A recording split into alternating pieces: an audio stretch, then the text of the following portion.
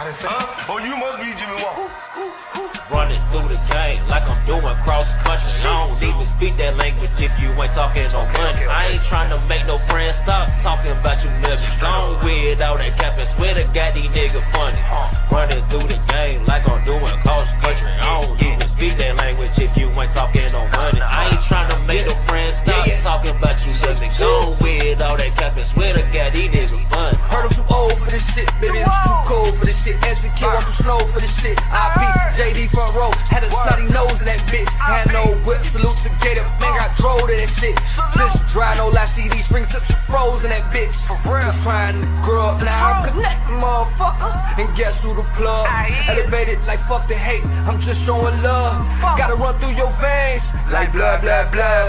Bitch, I'm running through the game with the 40 like Mike for the bucks. If we ain't talking no change or bucks, I don't get no fuck. I know Tro Dame, they all the same, they just bust. For the runs, they get a rush, like Reggie Bush. Running through the game like I'm doing cross country. I don't even speak that language if you ain't talking no money. I ain't trying to make no friends stop talking about you niggas. Gone.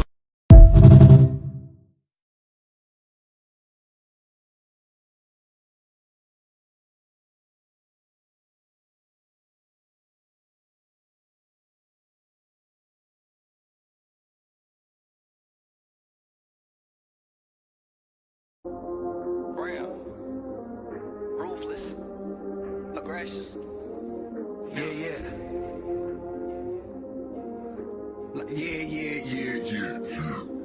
I create waves from a cesspool. Hot boy lifestyle, but still I dress cool. Make my next move be my best move, like a chess move. Jumping like checkers, cause where I'm from, you get killed quick, the slumped on the stretch. I chase my dreams, knowing they'll become my reality. My life's a ghetto tragedy. Mom's like she should've been, could've been, but instead she end up having it. No wonder why she mad at me smacking it. Trying to beat my dad out of me. No lie, sometimes I won't die, but I'm scared to kill myself. So I talk to God like life is hard, shit help me heal myself. Traumatized cause of a past shit, just try and get past shit. Taking dumps while hitting blunts and dumping these ashes. Echoes of my Yo, what's up, y'all? I see me thinking this motherfucker already. That's why I cut the intro a little short. It's your boy Worthy, the Surf Ninja 219, Church in the Wild, unscripted, unrehearsed. We ain't even podcasting, we just being grown and talking. Tonight I got a guest in this bitch building. I want to be like politically correct, but at the same time be myself. I got the homie Peasy in here. Wanted some feminine energy in here. We talked a little earlier about a few things. She got me together on some entrepreneurship shit. Invited her to come be my special guest on the panel. Figured we could talk about life. I see a few people in here, man. Feel free to, comment, say what's up.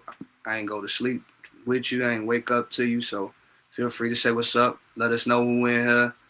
To my two people on YouTube, I got the comments where I can only see Facebook, but I do go back and forth through my YouTube on this phone. So I'm going to be sure to communicate with you. I ain't going to be rude.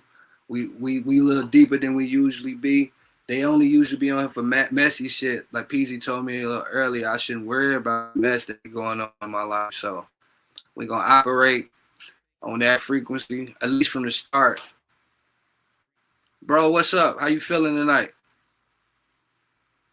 Yeah, I got my phone right here so I can see some stuff, and some of the stuff I can't see on here, I have to be able to get down.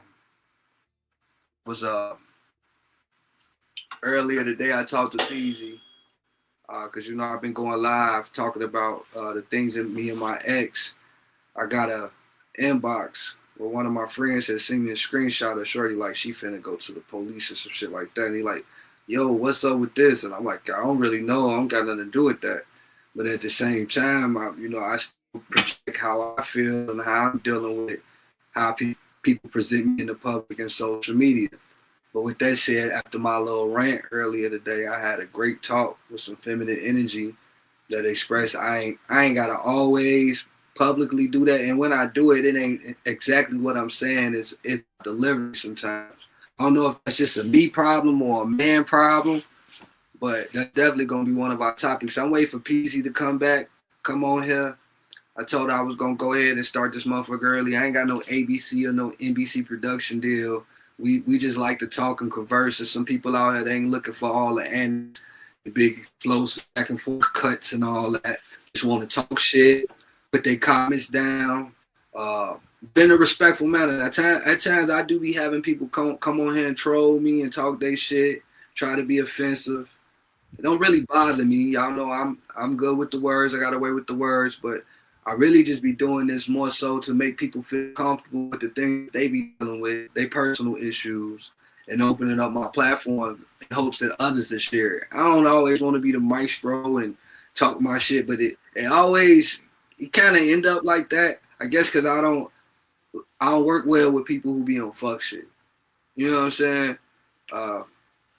We all got our own definitions of fuck shit, so I guess to each his own. But I don't work well with liars or people who only know how to tell half truths. I guess that's better than liars because people just like, oh, I'm not lying. Let me see. Well, some of the topics was I wrote them down. I know the homie definitely had brought some up about people who make money from the community but never give back. And we ain't got into a deep convo about that. And that's something that happens all around the world. I really want to wait on her. Because again, that feminine presence. I'm here. Oh, you here? Okay, peace. She here. You see she got her little pic. She ain't showing her face, but you hear the feminine energy. Peasy, how you feeling today? I'm good. How you feeling? With both hands. Right one and left one. Is squeezing it. She from where I'm from. She from the trenches. I want to say we around the same age, so just a little difference when it comes to gender roles. But I think I just brought up one of the things we was talking about earlier when it comes to people who are making a bag off the community, but never give back. And before I even allow you to express how you feel about that, when talking about this topic, I know I have no aims to talk about nobody directly, but we've got many of people doing this back home in my city, let alone other cities where they make a big bag. I'm talking about and the product don't even be good products. Sometimes the product can be events and get motherfuckers hurt or be clothes and shit like that. But you never had those people sowing them seeds back into the city or giving back to the youth, showing more. I expressed early when we was talking about it and it became a topic. I was like, well, that's what I'm trying to do. I'm thriving to be somebody in the big leagues where I can give back in a manner where it's deeper than just running my mouth or a couple shirts to the homeless or feed a plate or two here. I'm thinking thousands and millions. And that you've dealt with it in close encounters and watching it from especially from a feminine frequency. How does that make you feel? Like, are we too quiet about it publicly? Do people notice and they just don't talk about it? Like, what's your issue with it? What made you bring it up with me? I guess because when you be in communities and you see the homeless, like people not, giving back to the homeless or giving to kids.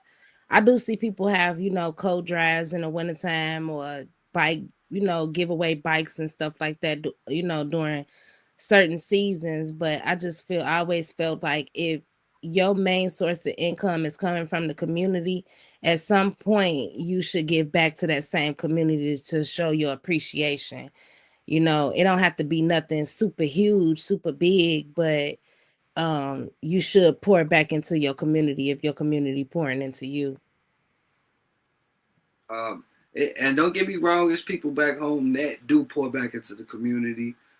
I've seen the Yosan Talent, they groups, and I think we spoke about it briefly. The what's the nigga, Trap Inc. and Rock Vegas. We've seen them. Oh yeah, they definitely do their big one.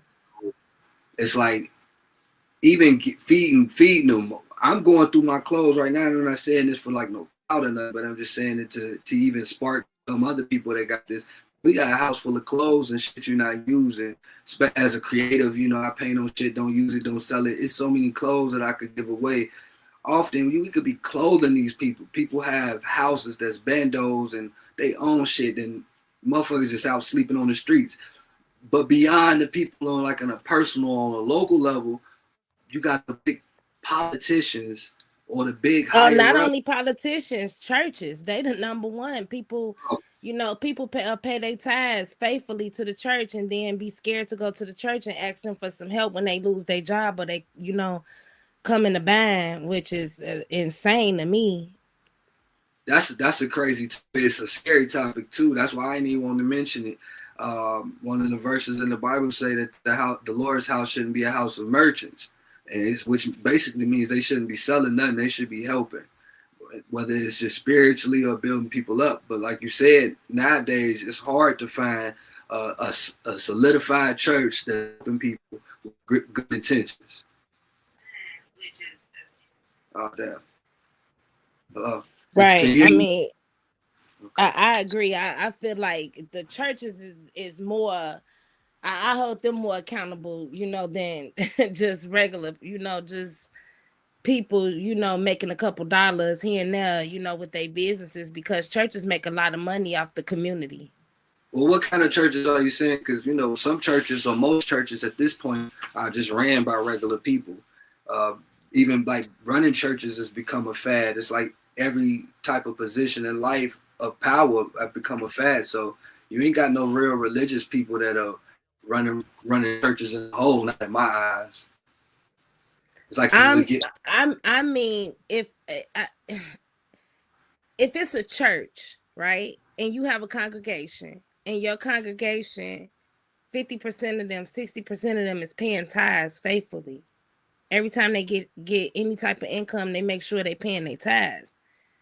Even those people sometimes lose their job, they fall on hard times, and they won't go to the church and ask for help. They feel embarrassed by going to the church asking for help.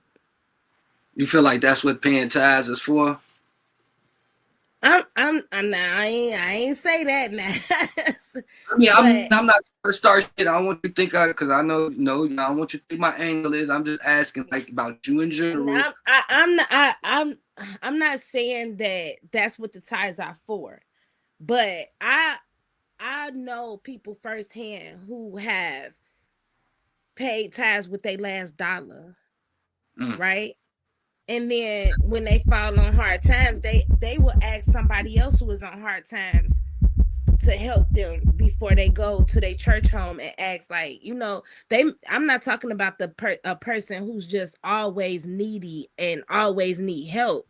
You know what I'm saying? But if this one time I need help, I should be able to go to my church home and be confident, let them be able to express what I'm going through and feel like I'm gonna have some type of help. You know what I'm saying? Whether it's help for a bill, whether it's counseling, therapy, whatever the case may be, I should be able to go and they have those services for me. If you got a church that people are paying good tithes to, you know what I'm saying? The pastor is driving the newest Cadillac, you know what I'm saying? The wife got the matching Cadillac, they got the big mansion in the house, because you have some pastors who don't live like that, and they getting the same donations to the church, but they pour back into their community. They pour back into the people that is helping build that church up.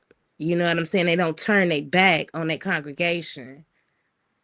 Man, you know what? I'm gonna be completely honest. As much shit as I talk and the things that I call myself thinking about, that's not something that I ever thought about.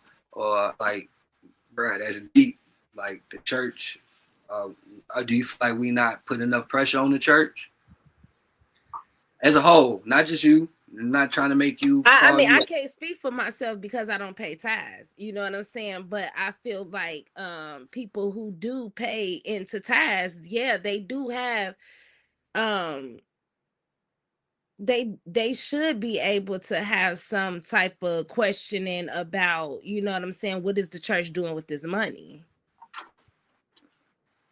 I mean, I don't know the full amount that a church receives a month in tithes, but just think of like churches like TD Jakes church, you know what I'm saying, or those big churches with big congregations. TD Jakes, wasn't TD Jakes, not to get off of, talking church, but didn't he go down with Diddy when he like at the parties? If I'm not I don't mistaken. know. I didn't see him in the documentary, but I don't know. So You talking you about can't the believe 50? you The say new, what? Yeah, the one with new, yeah, yeah, yeah. I've been hearing about They didn't mention him and he didn't come up. Some stuff that you see online don't actually be real. It just be people putting their own twist on it, and then it spread like wildfire fire. that's with everything pretty much. You could, big rumor. As far as the truth, people don't like to hear that, but a lie, you gonna tell a lie, that shit gonna go crazy. You talk about Yeah. nobody want to hear that. So we was talking about the church's fight because this all starts from us just thinking about people who get from the community and don't tend to give back. We're not saying that all churches do this. We saying that some, speaking on the big ones, it just become a business instead of like a community service to uplift and do right by. You got a lot of nose up. I wouldn't say bougie because my term of bougie is different, but a lot of nose up people who seem to be religious. That's why I tend to consider myself, if anything, a spiritual person. Um, with that being said, athlete wise, we ain't had a lot of real big superstars other than like Dana. I know she just won the championship. I know we got a few NFL stars, both past and present. NBA wise, I think we lacking. Uh, Rapper wise, singer wise, maybe like B level, C level, depending on what you consider the entertainment life and how you see shit. But when it comes to giving back, I think especially in our city we could do more, but it don't just fall on the church. I think it fall on all of us as a whole. People speaking up, figuring out how to speak up.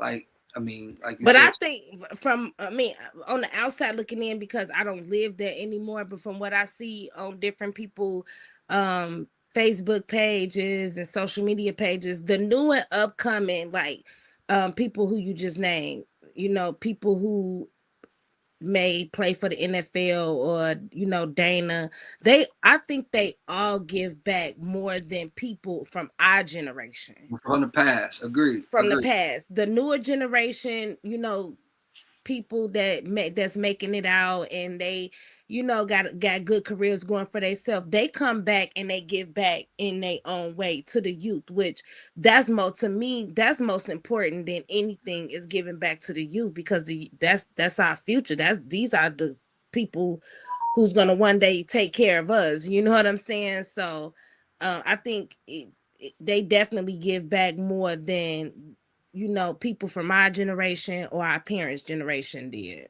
I know the homie Kobe.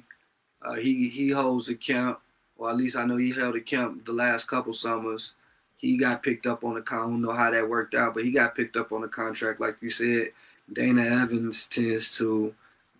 Mary did however she could and would, but I would definitely say our generation definitely lacked. We lacked in quite a few things, and I won't even say our generation. I'm early 40. I'm just a hot 41. Like literally just turned it like last month type shit. Well, the month before, but it should have been last month. But the generation before us, when it comes to teaching people, things like what we talking about, they really lacked. We was like the middle children where we got caught in that wave of internet really becoming super popular, social media taking off, these different platforms with music where you could stream and strip. Not strip as far as like take off clothes, but strip music off of the internet and get it. That was the wave. Like even right now, I'm trying to catch up with technology. So I'm lacking. Shit, we talked about that earlier. Like as far as when it comes to TikToks and how to work Facebook, I more so use these social media platforms more so for personal aspects instead of this booming ass business. Not knowing that social media right now controls like your bag. If you an entrepreneur, you It in the definitely, yeah, that's for sure.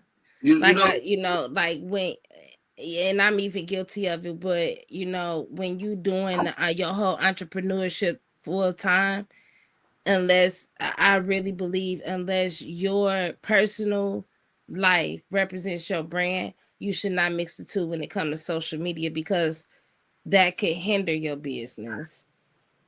Sometimes people don't. I believe that sometimes people don't need to know you and your personal life when it comes to your business on social media. You need to have two different pages, a personal page and a business page. Separate the two.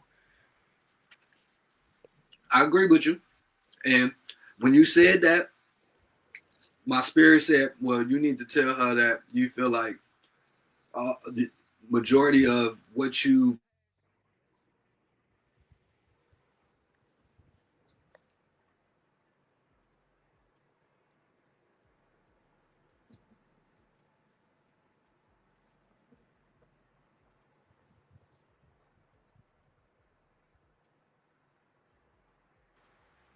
get what I'm saying. So like even with You froze up. You was froze for a minute.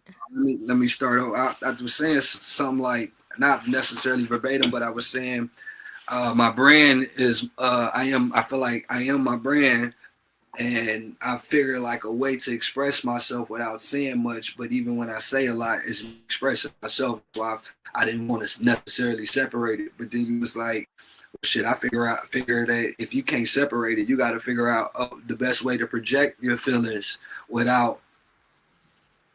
I don't know how you said, but like in a political way. You know what I'm saying? Like you got it, like good PR work. Basically, that's how I see it. Yeah. Just I don't know. So, I mean, I'm not a multimillionaire, so of course I don't have all of the answers, but I just try to, how I feel when I go to when somebody introduce they business to me and they want me to shop with them. You know what I'm saying? Sometimes, right? Not all the time, because sometimes people. Okay, this is a good example. As far as the whole, R. Kelly situation, P. Diddy situation, right? A lot of people still say, regardless of what R. Kelly did, regardless of what his charges is, he made good music. I can separate his personal life from the music because I like his music. Same Right. with P. Diddy. I can separate P. Diddy's music, life from his music because he made good music and I like his music. I don't care about his personal life. Some people can separate the two. Some people was like, no, R. Kelly did this, he did that. I ain't listening to no more. I'm boycotting R. Kelly. I don't want nothing to do with him. So that's just the options you have to weigh. You know what I'm saying? You're gonna have people that's gonna say, I don't mess with his brand because of what he represents. Right. And things he His done personally. controversial topics, you know what I'm saying? His because sometimes when you be controversial like that, you can come off as a bully. So, but when if you want money, then you feel like you should tone it down. Like, but if you don't give a fuck and you want people that support you because of the way you think and the way you voice your opinion, then it's okay, correct? No, I feel like I feel like that certain situations, when it comes to certain brands and who that person is, what may work for this person may not work for that person. So you just have to find, like I said, your niche. You have to find what works for you. You know what I'm saying? What audience you trying to attract? What type of supporters you trying to attract? Business people you trying to contract, consumers you trying to, you know what I'm saying? It all goes hand in hand. Oh, right. If you don't care, you don't care. But when you're trying to be a businessman, not caring, or a businesswoman, not caring, is not the way to go. It's not the way to go. And that's just my opinion, because some people don't care and they make good money by not caring. But they have 9 times out of 10, they have a good product. A lot of times it just depends on the product. Is people gonna buy this, is they gonna buy the product? But like you said earlier, you said I'm controversy, but I want to express myself through my brand. So that's just, things that you have to pick and choose. And a lot of times people, they mix it up or they change it up because this may not be working, so they go this route. That may not be working, so they go that route. But I just be the going the with. whole rolling with life's punches, whatever punches life throw at my ass. Right. That's just, is a lot of times it be just be trial and error, Yeah. But A lot of trial that and just error. goes back to what we said earlier, how we got on this whole topic is about, the hometown supporting you. And I just feel like that's just not, it's unrealistic to think it's just a Gary thing. You know what I'm saying? It's not a Gary thing. It's everywhere. Oh, I agree. I said that to you earlier. Like, but my main objective is to directly only share my opinion about what's going on back home in my city and to help correct, not just saying shit, not just being taught, but also trying to help, change the walk and the perception and the way things are viewed. Okay, for instance, we talked about somebody getting a key from the city, right? Then it came up that motherfuckers was getting mad and responding, saying shit like some of the local rappers from the city should get the key and shit like that. And they wasn't joking. But wait, that's not only in Gary. Just think about when Clarissa Shields got the key to the city in Atlanta, and she from Detroit. People from Atlanta was mad because they felt like y'all should have gave this key to somebody who's local, who's here, who's doing the work here every day on a daily basis. They felt, and she's not even from. I want to say it was Atlanta. I don't know for sure if it was Atlanta. I just know she got a key to a city that wasn't Detroit, and people were. What's her name again? Wasn't it Clarissa Shields? I could be wrong. I don't want to be. Or was it? It was a female that got a key to a city a couple months ago, and I want to say it was Clarissa Shields because the person was from Detroit, and people were upset. You know what I'm saying? So what I've learned in life when it comes to things like that, she got the key always gonna be somebody that is gonna be upset and feel like somebody else deserved it more than this person, that person. You know what I'm saying? Like when that's just how it is. They're gonna look into your background. They're gonna look at what you've done. They're gonna look at what you haven't done because it's you. She ain't lying. Real quick. Real quick, Peasy. It was Clarissa Shields. She defeated the city of College Park, Georgia, July 2025. Who was it? It was Clarissa. She got the key to the city. People were from Atlanta. They was highly upset about it.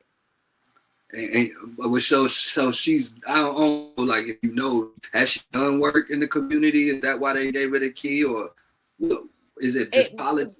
I mean, from one, she's not from Detroit. I mean, she's not from Atlanta. How did you get the city to Atlanta before you got the city to the key to Detroit? You know what I'm saying? Because she gives back a lot from what I see. So it was just like probably, some people probably felt like she didn't deserve a key to Atlanta when you have like so many other people that do. You know what I'm saying? How I feel about a key to a city is I don't know the whole, the politics with it or whatever. But if it's supposed to be given to somebody that gives back to the community, that's who should get it. You know what I'm saying? The person that maybe gave back to the city during that year or did some good for the city or whatever the case may be. Not just because that person is popular. Some big shit like putting on for the going camps, book bag, giveaways, things Thanksgiving. It's some people that's not even, and I'm not gonna say no names. I'm not gonna say any names, but it's some people that I feel would be good candidates for a key to the city that do book bag giveaways and back to school giveaways and show up for the kids at parades and things like that, and they probably not even thought about. They never gonna be thought about shit. Because in my eyes, when it come to getting the keys to the city and shit like that, most of the time, not like they just gave Miss Evans the keys. I think that was a great choice, but most of the time it's really like a political choice on who they can use as far as name wise to back certain or other shit or to pad their pockets. Uh, Well, I think with the new mayor, I don't know him personally, and like I don't live there, but I think he's going in the right direction with the things that he do to acknowledge the people that should be acknowledged. I think he does a pretty good job with the city. So I crack my jokes here and there. Don't get me wrong, I'm a joke cracker, but he's making certain changes. I don't know the pace of how it goes. I've never been in a political position. I mean, I was like the treasurer or something back in elementary. I don't know if they still do that. Like, if they still have like the whole faculty, like between kids, somebody that plays the position of president. Do they do that? I feel old. Like I told you right now, I feel like we're living in the Total Recall Terminator demolition man time right now. So I don't know if they still do it, and if they do, I'm surprised. Do what? If they still like do the whole, we have a president, the treasurer, the secretary, you have what's that called again? Shit, I don't know. Money too much said no, they don't do that no more. Damn, they don't You do know, that no. They don't. That's crazy. What's up? What's up? I don't know if it's money or Monet. I'm make sure I acknowledge you. You know, like I say, a lot of times we have people watch my shit. They just look for mess. But when I see people pop up and speak, I want to acknowledge you. So hey, how you doing? But you know what's crazy, and that's why I say a lot of people don't realize and understand that a lot of things like that it happens everywhere. We just got a new mayor here where I live, and the same things that people complain about in Gary is the same exact things that people complain about in Waterloo. They was just complaining that this man wasn't fixing the roads, and the roads was bumpy. And they wanted him out of there. And I'm like, y'all ain't never ran. Y'all obviously have never drove through Gary. Not to put my own city down, but come on, man. Like the roads are nowhere near. It's always something. It's just no matter what they do, it's always gonna be something. I forgot who it was. It was some type of content creator, but they like real famous. And they on their video, they said when they rode through Gary, the roads was bumpy. They even saw tumbleweeds going through that motherfucker. But right now, it's getting rebuilt to the point where I think like, man, what's the word? They would not diversify, whatever. What's the word where they start putting money back into the city and they gentrify. I don't know if that's the case, but I know they putting money back into the city to the point where it's gonna be popping again. It definitely don't look like it did 7 years ago, 5 years ago. I mean, you can tell that something is being done, to make the city look better, So I don't even take offense when people say, things out of ignorance, because that's what it is. It's out of ignorance. They don't know. A lot of people say shit and they ain't never even been to Gary. So I don't take offense to it. It is what it is. They say Gary was a real beautiful place back in the day. From the pictures and shit that I've seen when I call myself researching, trying to get some history lessons, I agree. I think that we definitely on the rise. Monet said they don't understand that roads are at the bottom of the list. There's so many more major problems. Yeah, definitely. Crime and all that. I was kind of fucked up. So I had seen a post where the city went and copped like a new car, and they put a lot of work into it. It was like some RoboCop shit, some real high tech shit. And in Gary? Yeah, in Gary. It was like. It was a viral post. The video was viral. It was everywhere. But they was making jokes all about it. Like, yo, y'all done invested that money into this motherfucking car. Y'all could have at least fixed a few blocks on Broadway or something. I'm not even sure if it costs that amount, but I don't think cop cars and shit like that is what we need in the city right now. Shit, if you was gonna do that, you could have invested some of that money into paying some of the cops, because I feel like they underpaid. You know, I ain't like the biggest cheerleader when it comes to law enforcement, but I do have a few people I grew up with. You know what I'm saying? I don't know their objective is to serve and protect, but at the end of the day, they still want to make it back home like any other human. And when I applied for to be one, and I found out what they was making, that to the point I'm like, I agree. I would not want to be a police officer for their annual pay. But I think it's one of those career fields where the longer you in it, the more you get paid, and it depends on the area you in too. So oh, I does know, it? It make yeah, different. it's different. It depends on in the area. Because these police officers here, they act like, like they'll do it for free. they just had a ad in the paper for it must be for like maybe maybe people who want to get into the field or something, because they got it where you can be a volunteer and you don't even get paid, but you have to work so many hours a month, and you still have to take the police exam, the test, and all of that. That's a lot. That's a lot. We live in an era So where it got to be for maybe like I don't know, you got to be younger, because who at my age is trying to take the police police exam? She said, "On God." Yeah, the police down here is definitely different. Like, you going to jail, bucko. You I blink at got them people wrong, you going to jail. court tomorrow for traffic. I don't do no street shit. I'm so far away from trying to do That's the anything. thing. You don't even have to do. You don't even really have to be doing no street nothing. You know what I'm saying? Like, you just Traffic could get you up. exist. Traffic could have you doing some years like you done murdered or caught a body. They'll have you sitting in the box. You know, motherfuckers, hard times now. I ain't expecting nobody to drop no money on me for commissary.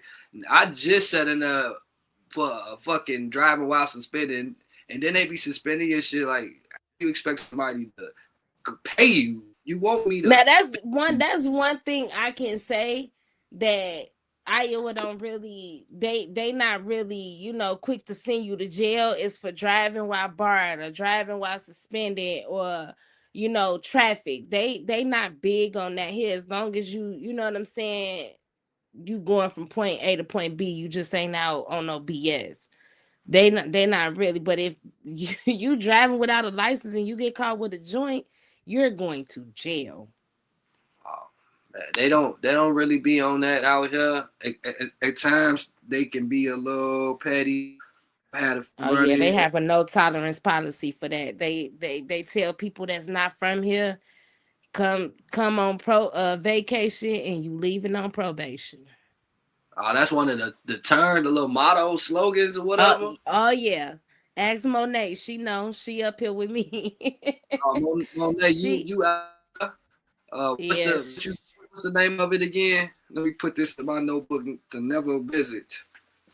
Iowa, the whole state. Iowa sound like a place I want to visit. I would ask, why would you ever want to go to Iowa? Like, what makes you want to go? Ain't they out for corn or some other shit, some Buckeyes or something? Yeah, Buckeyes. But I will say this: if you come here with a plan to do what you need to do, you won't have no problems. Do what you do. Is there like a quiet town? It seemed like even the name gives quiet. It just depends on the area you in. Some is quiet. People say the Quad Cities is kind of rough, but I've never been to the Quad Cities. You heard me. Your girl said if you passing through, don't be speeding, my boy. Oh yeah, they don't play that either. They taking you to jail. They trying to get that, but it's all about money, man. It's they at the end of the day, I know it's certain places that's a little more lenient than this one, and others is hard, but it's all about money and Yeah, racism. it's definitely all about money because if you speeding and a police officer don't catch you, you still getting a ticket. What you mean? They send you a ticket in the mail. Oh, cause of them things, them little. The Oh man, traffic cams. I'm glad you speaking. I forgot I got a parking ticket. I gotta call and tell them folks, But man. see here I speeded. I cam. The traffic cams is a civils matter, so they can't suspend your license or nothing for it. That's some lawful shit right there. See, some lingo, huh? Some Yeah, lingo. it's civil. So all they could do is sue you for it. They can't. She Bro, never said, come. "Bro, never come here." They ask me about Indiana, I be telling them the same thing. Like, and I don't say it in a hateful way, like I hate Gary in my city. But when you think about Indiana, outside of Gary, Nap, and then when you go out further, I don't know, further south or whatever direction you going, man, ain't nothing really in Indiana but Gary and then your Nap part. Nap popping. I will never do no hate to them. They like our stepbrothers or whatever. But beyond that, Indiana ain't no place you want to fucking visit. You might want to go to Chicago. You don't get Gary to party and hang out. I think that's the place for residents, people who are from there, or people that live there, or people that stay 10 to 15 minutes from there. You don't drive 3 or 4 hours to go visit places like that, Iowa, No, Indiana. yeah, you come here when you got family. But what I will say, not to, because one thing, I never down talk my hometown, no matter how bad it get. I love Gary. I love being from Gary. I love being born from Gary. I love everything about Gary. That's the hometown. But when it come to Iowa, it's good money here. If you come here to make it, there's good money to be made here. You know what I'm saying? They will get you the schooling you need, get you the training you need. You know what I'm saying? Like, they have so many resources here for you to do the right thing. You just gotta want to do it. That's That's everywhere. the thing. I ain't gonna say that's everywhere with resources. But Iowa paid for my schooling. You know what I'm saying? what's So, that about? huh? What's that? Why it's so sweet like that out there? They don't like black people. They just think we can work good or something. What's that about? I'm not out. It just depends on who you run into. Like, I tell people all the time, like, when I grew up, I didn't grow up around when I'm around in Iowa. It's all different nationalities here because of John Deere and Tyson. They pay to have foreigners come over here to work for them. You know what I'm saying? And then people get mad, some people get mad because they pay these foreigners to come over here to work, but they wouldn't have to pay the foreigners to work if y'all wanted to work. You know what I'm Y'all, saying? We wouldn't need the foreigners to work. y'all meaning what? Who is y'all? I'm just Americans. clarify. Why would they I need ain't to no to motherfucking American. huh? I ain't no motherfucking American. I don't know You what I was am born right. on American soil, so your ass, according to the government, is considered American. It's so many conspiracies and undercuts and overcuts. I don't know what I am right now. As far as I When them know, foreigners look at you, they look at you as an Americanized American at the end of the day. So that's what I mean. If if people wanted to work and keep those jobs or whatever, and granted, sometimes the jobs may not equal up to the pay, but it's not too many places in Iowa where you gonna start under, between $20-$25 an hour. That's the starting pay, even at freaking McDonald's.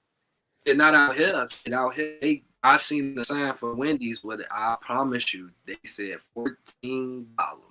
Look, I got a call Well, because in my opinion, $14 is not bad for a kid still in school. That's what though. People get mad at me when I say that. Like, kids in McDonald's.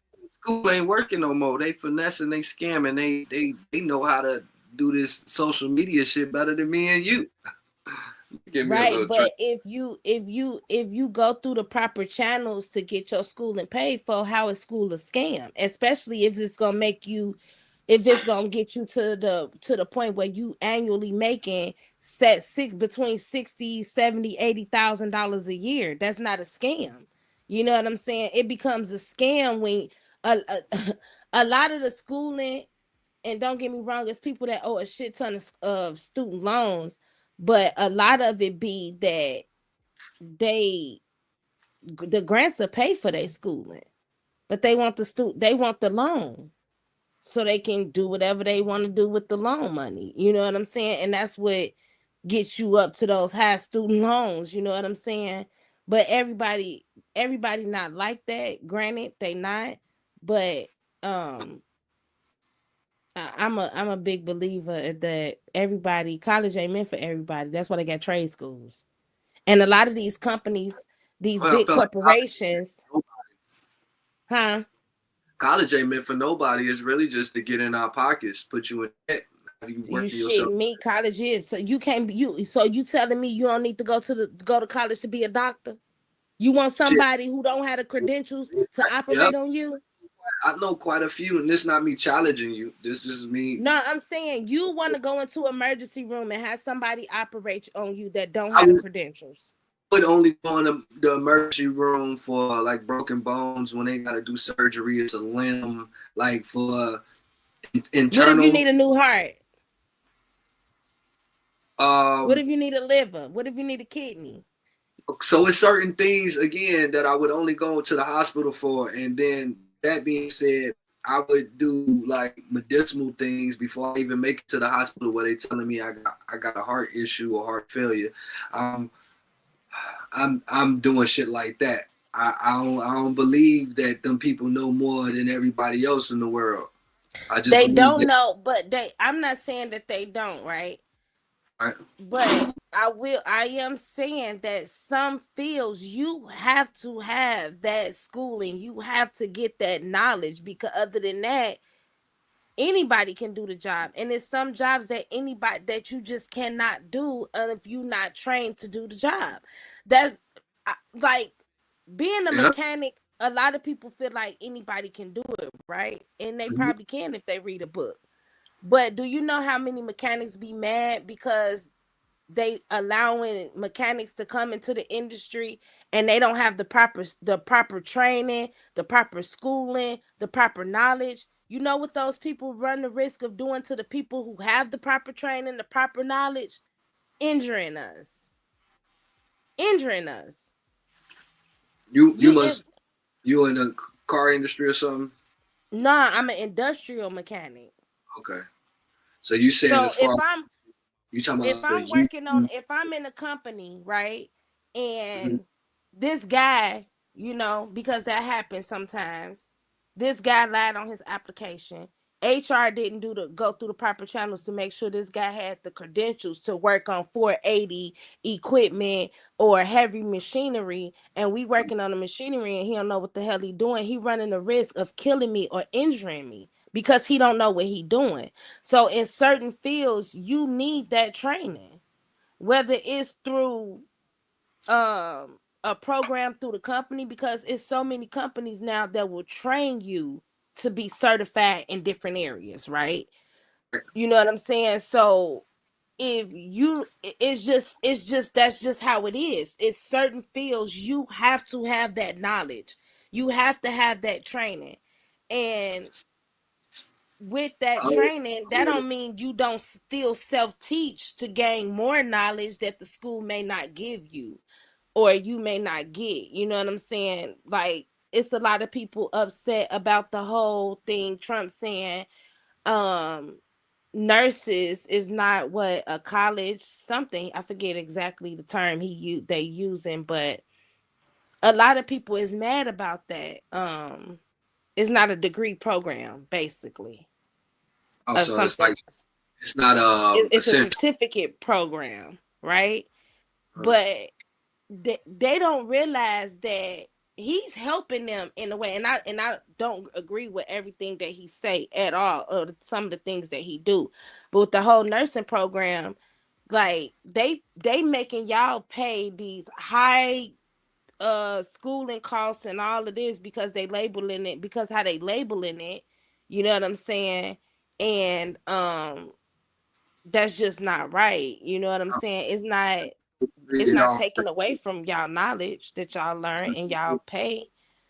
Hey, for the people that's watching this, wondering what we talking about when she was talking about the Trump and the nurses situation, say Donald Trump's administration has recently drawn significant criticism from nursing organizations for proposing to cap federal student loans for graduate nursing programs, effectively treating them as less professional than other advanced degrees, which could hinder nurse education. While nursing unions argue this is an attack on the profession, even as the Department of Education claims the definition never included nursing and it's an internal loan classification matter. So it's about money, though, at the end of the day. It's about money.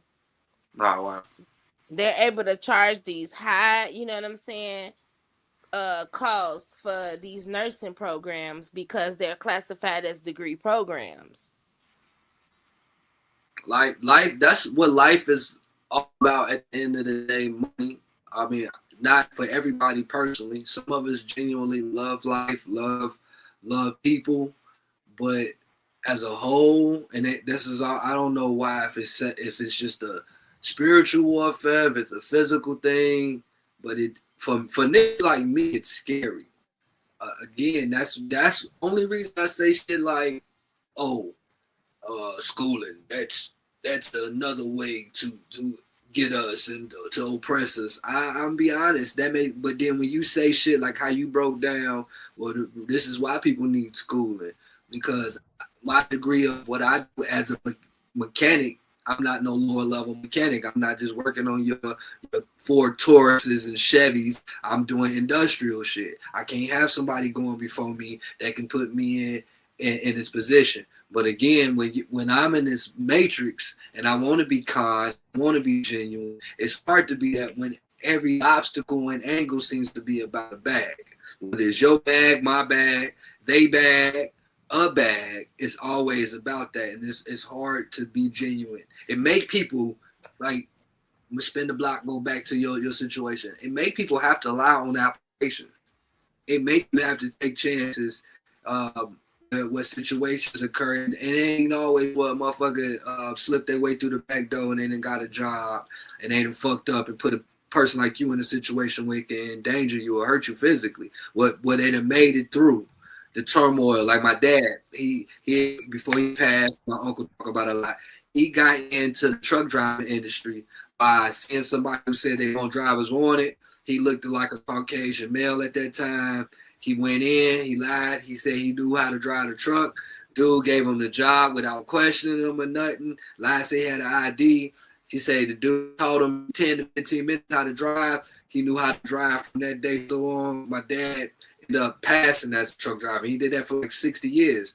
So it's not always what people get put in that position where they can get hurt, but I see why it's needed. But you can also see why, on the other hand, on the flip side, people have anger. Most definitely, because have you seen the videos of memes of people acting like they know how to drive a truck and they don't, and they got traffic backed up, they didn't mess the truck up going through under a bidox, you know what I'm saying? All kinds of things. That's because they did it somewhere down the line. They didn't do what they were supposed to do to learn what they supposed to learn to do the job. You know what I'm saying? So when it comes to skilled jobs, you know, somebody have to. I mean, how else would you learn if the teachers are not being paid to teach you? The teachers didn't once go to school and have those jobs to learn how to teach you how to do the job. You know what I'm saying? Some jobs, no matter how much you break it down and how much it may seem as a scam, you have to get that training to do the job, because if not, you run the risk of injuring other people. You, depending on the job, maybe unaliving some people. You need that training. You know what I'm saying? We're not talking about just the average cashier or stock worker. You know what I'm saying? When it comes to skilled jobs, you need that training. Well, that's why they should be checking everybody. I'm talking about from high on down to low. We shouldn't be nobody with the credentials working low position jobs. The economy and the way they do people is just fucked up. And again, it's It all is, because but can we always blame that goes back? Can we always blame the economy or how we was raised or the poverty mindset, the slavery mindset if we not applying ourselves to do better? nope, nope. You got to blame yourself at that You point. got to blame yourself. At some point, you have to. It goes back to you and what you want, not what, not the cards that you dealt. Because I'm a true believer. Unless you're disabled in some type of way, whether it's physically, mentally, whatever the case may be, you have the choice to make your life better. And some people they just don't want that from them for themselves, and they blame and make excuses for everything else that's going wrong, and they don't never try to sit down and evaluate themselves and make a plan of how they can turn their life around. Why you think that is that people like basically do put themselves in a position like it's a mental thing? They don't want to win, or they don't know they can win. Is this some shit? Some people I think is laziness. Some people I think is that they used to having an enabler. It's a whole it's a whole thing of reasons why some people are like that. Some people just don't want to apply themselves because they lazy.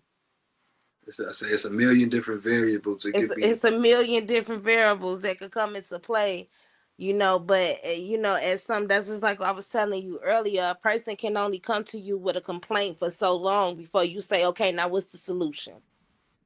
What's up, Lakivia? You right.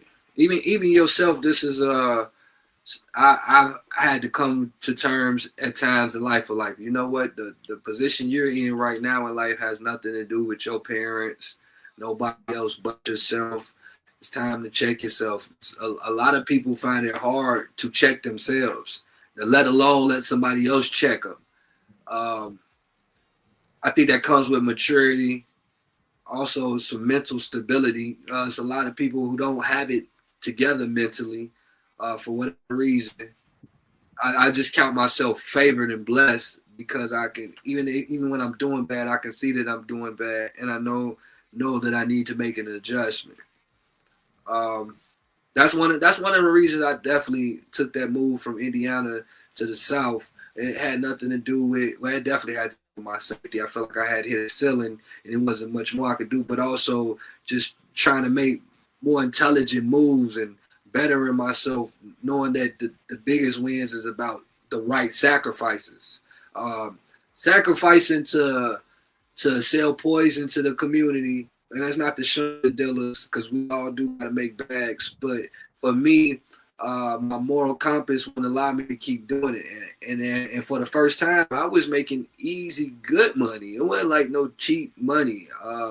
My counterpart, when it come to that, me and him don't talk no more really, but we was making the bag, and he could vouch for me. Like that was the easiest money we had ever made. But at one point, I had like a spiritual intervention that made me feel like, well, even though it's easy and all that, you do see what it does to people. People out here having the nastiest of sexes. I used to see my partner do like little stupid shit, like have threesomes with crackheads, and that's diabolical, crazy.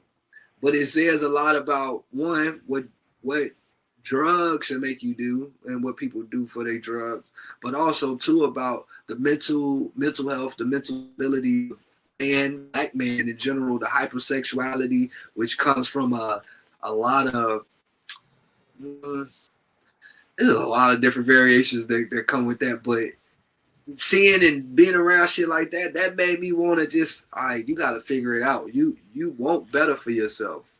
Better isn't this. Better is that.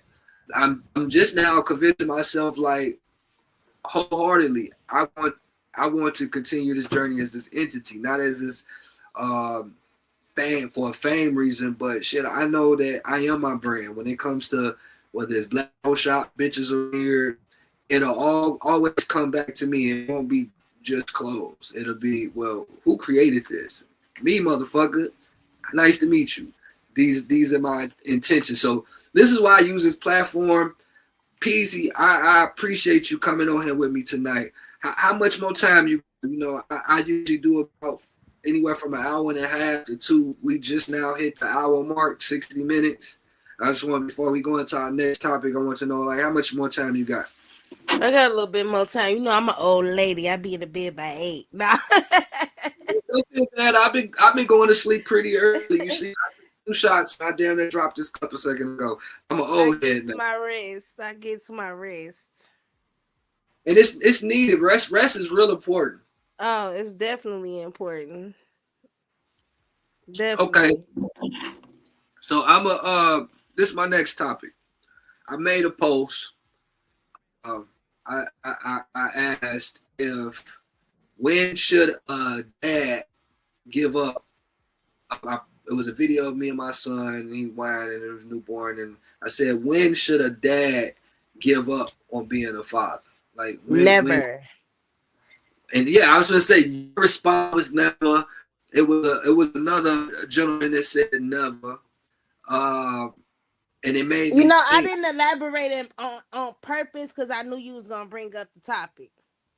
You did. You yeah. I mean, and that'd be my angle a lot. It's not fake. It's not politics. But I want to see what people, how they feel, and just how the community want to navigate around situations like this, like how they view people. But I write also from personal experience. It's never. Most times I'm saying some shit. I'm dealing with it, dealt with it. It's on my mind. It's something. But with me having as many kids as I got, and going through the situations that I put myself through, I ain't gonna say that I go through. I'm saying I put myself through. I ask myself, like, damn, when is enough enough? When even the smallest inch of trying is not needed, and you should just, wipe your hands of it. And of course, yeah, you popped up. You said never. Before I give my long, drawn out response and rebuttal to your response of never, why did you say never? And what do you mean by never? Because I say never because a mother can never. If a mother gives up on a child, right, and a father gives up on the child, then who does that child have to depend on? If a child don't have anybody in this world to depend on, if their mother and their father is sane and living, they should be able to depend on their mother and their father. Now, I know in some situations, I have 2 boys. One of my boys have children. So I see some of the things that, he's taking women through, and because he's not innocent, and the things that women have taken him through when it comes to his children. What I would say is that if a man has not exhausted every avenue, every situation that he can to be a father to his child, you don't have the right to say, I'm going to give up. Because if a woman can take a man to court for child support, why can't a man take a woman to court to be a part of his child's life? Because, and I don't want to hear the excuses of, I don't have the money, I don't deal with the court system. You're going to deal with anybody when it comes to your child because of the love for your child. Because it's no way that a man could take my child from me. Like, let's just say, because women fall on hard times too. Let's not get it twisted. So if I fall on hard times and my children are forced to live with their dad, I'm going to do everything in my power to be a part of my child's life. I'm gonna even go through the bullshit. I'm gonna go through whatever. I'm gonna go through the fire. I'm gonna walk on rocks. I'm gonna walk on fire when it comes to my kids. I want to read it verbatim, so because it seemed like at first it kind of seemed like we were steering towards like when you quit on a child from them being a child, but it's like, when is it okay for a man to give up on trying to be a parent, dad, father in their kid's life? You saying never, no matter what shit this motherfucker throwing at you, you just supposed to take it. You supposed No. I'm not saying you supposed to be a doormat and be walked all over. But if you feel like whatever you doing is not working and the courts is not involved, then maybe it's time to get the courts involved. And I know people hate to hear that and people hate to go through that, but you would rather her take you to court for child support and you pay your child support than you to take her to court so you can see your child and get visitation rights and get the same rights that this woman has to your child. Like, you don't want to go through that. Why? If you Well, can, well, I know men that has went to jail for selling drugs, domestic violence. I mean, all kind of stuff. But you don't want to go to family court. well, Family court is where you draw the line. I'm a vouch for some men. Every man don't know about like the way that shit is ran. Some of us are scared and coerced into signing shit or doing certain shit. If I knew what I knew now, I would have went right into them courthouses, courtrooms, or whatever. No problem. Show whatever bank statement, uh, check, whatever the shit, check stub, all that. No questions asked. I'm telling you, my scary ass thought some other shit was gonna occur. They end up putting me on child support for $1,000 a week. That woman knew. Now this ain't every man's situation. Cause the older I got and had other kids, I handled the situations differently. But that situation, she knew that shit occurred. She allowed that shit occur. That shit put me in a hole, not just for my life, but for my other kids' lives, to the point where my license has been suspended for quite some time because you got to do the math. So imagine if I'm late on $1,000 a week, what the math does in 1 year of that being. I think I was on 1,000 a week. I could be wrong. But the only way you could have been on $1,000 a week, and I could be wrong, is if at some point you had income to pay the $1,000 a week. The judge is not just gonna grant you $1,000 a week, and you not even making $1,000 a month. Listen, I was not. Look, so again, I was scared, and my dumb ass didn't go for it. Right? They did. Okay. See, even then, okay. In what world is that? $1,000 a week? Like, when do fuck the baby mama? When do the court even say $1,000 a week? The person not here. Why would I? That's $4,000 a month.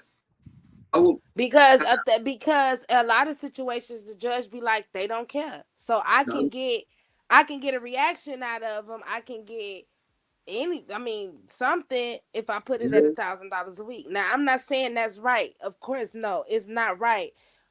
In certain situations, yes, it is feasible. Yes, it is right. Yes, it is okay. What would be certain situations where when that man has when I feel like it's okay when a man and a woman is together and they are living a certain lifestyle, and that man decides to get up and leave knowing that he was the foundation of this woman. He didn't want her to go to school. He didn't want her to work. He wanted her to stay at home and take care of him and the kids. And then one day he decides, you're not what I want anymore. I'm going to go live with this woman. And he has a good career. Yes, you should be paying that child support because this is what your family that you created is used to. This is the income that they're used to. What movie? That's like one of them Tyler Perry movies. Acrimony. That sound like acrimony. No, that's not like acrimony because I don't agree with Taraji. I think she did in the was wrong. Finally. I want to send you something. Can I send you a hat, a T-shirt, or something? But no, wait. The reason why when I felt she became wrong is when he tried to make it right and he gave her money and he bought that house and then she wanted him back. That's what I feel she was wrong at. She should have took the money, took the house, and went on about her business. Wait. So she was right. So she was right about feeling like he owed her something after. Absolutely. We gonna have to have. I don't know no, when you. The reason being is because he was the reason why she could no longer have children, right? right? Yeah, he was She reason. exhausted all her funds, including losing her mama's house for his dream, Okay, right? right. And then What? How was the reason she couldn't get pregnant though? I must have because missed that. he was playing with her because she remember she ran into his trailer because he was cheating on her. That was her fucking fault. He didn't make her In do. a sense, but hey, after Oh, every see, action, there's a reaction. He did the action, she, the reaction. That's if oh, he wouldn't have been cheating on her, she wouldn't have had to go ape shit. But I regardless of that, she stood by him. She believed in him. She believed in his dream. No and matter right before the big thing happened, the big bang happened, motherfucker decided, I ain't gonna say tried, decided that she had enough. you want to know He why she decided she had enough. I know why. He Because the woman that you cheated on me with, that I crashed out about, and I can't have no children, I find her wallet in our fucking truck. genuinely, I get it, but under them circumstances, he was genuinely not trying to fuck with her, and he was sticking to the script. And But at one how time, do she know that he shouldn't have even had that woman in their truck? He shouldn't have been around her. Period. I, Point blank. I guess that's it's all perspective. It's all No, perspective. that's not perspective. That's real. We're married, right? I am Uh, exhausted. Everything that I have, everything that I made, that my mom left me to have a better quality of life, I have exhausted it because I believed in you, right? right, I use this money to uplift you, to so you can follow your dreams, not because I think your dream is going to get me rich one day. It's because I believe in you. right, And you have this woman who you cheated on me with back when we was kids. You have her in your truck. And not only that, I got my sisters in my ear. I got my friends in my ear. You know what I'm saying? So that played a part in it too. But that's why I say he did right by her. When he right. became rich, Putting when the he bag became rich, he paid her money back plus some, and he bought her mama's house back. And so she should, in my opinion, she should have just walked away. She should have took what he gave her and walked away. But when his dreams became reality, now she wanted to be back with him. You gave up on my dreams. You know what I'm saying? So, and I still did right by you. So you should have allowed me to just go be happy. But I understand her hurt because it's like, damn, from a woman's point of view that's on the outside looking out, outside looking in, you've been dealing with this woman all along. So So yeah, I'm pissed because she got the dream. You've been telling me that was gonna be mine for years. Now she got it. I don't want to get too far off the when should a dad stop being a dad topic, but I do want to say you sound like a Taraji fan when it comes to that movie. I don't know. You want to tell me? I like me some Taraji. That's my girl. I mean, I know, but as far as her character in Acrimony, you against her at the end, but as far as all the way to getting pushing the trailer over and all that, you was rocking with her.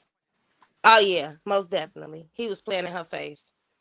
You gonna make me watch it again just so we can low key debate about it because Yeah, it was he so. was definitely playing her face. But as far as men, with the whole the whole kids' dad situation, I feel like that you know a man if a man can catch a case for anything and he can make sure he got his public defender or paid lawyer on deck and all of that and he know what's going on with his case, he should be able to do the same thing when it comes to his children and family court. Mm. I won't say you're totally right. As diabolical as it may seem with me agreeing with you, and with the things you deal with on a day-to-day basis, that's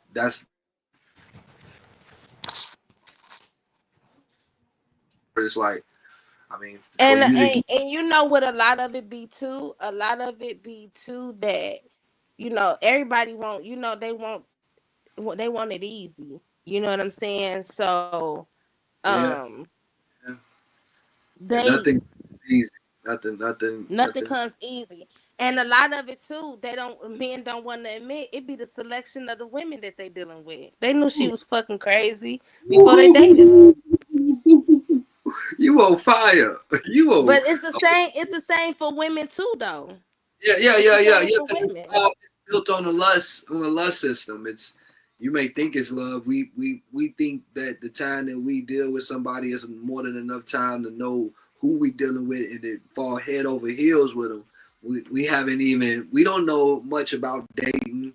But you Nah, definitely. you knew when you was over her house hitting them cheeks. Her house was nasty. She never had no food in her refrigerator. Um, she ain't had nothing going on for herself, and you still impregnated her. And then you think she's gonna turn into this queen of Sheba or this miraculous, beautiful, God fearing woman because she had this baby. And women the same, women too. You know what I'm saying? Like you can't change people. Can they change? Can they evolve? I know both men and women Most do shit. definitely. Can they? So you can be clapping some cheeks and be like, "Oh, this house nasty," or "Oh, this ain't for me," but she might be in the change, or no.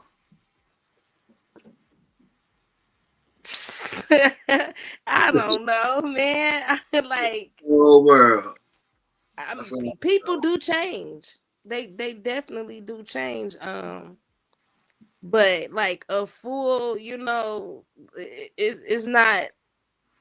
I wouldn't say the numbers is high with the amount of that people. Some women they have children and they be like, "This is what I needed. This child changed my life for the better. This child saved my life."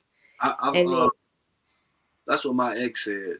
She wanted the child because I ain't gonna say which ex, but she wanted the child because she felt like that baby would make them grow up. But I they feel, do. what about It's me a, though? children make men grow up too. Well, not making me grow up. So for example, I felt like I didn't want her to have my child because I knew it was gonna be a lot of mess, a lot of bullshit, which definitely happened, occurred, still does to this day, and I don't have as much say in the situation as a father. That's where the origin of my question that came from. So knowing that that'll make you, what about me? What about the man if the man is, hey, I don't want to have a child with you because I know it's just So situation. how if you don't want a child with her, how did she get pregnant?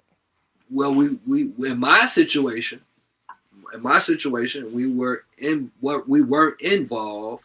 We were still getting physically active, and we were supposed to be beauty protection or however. But she got pregnant, and we weren't together.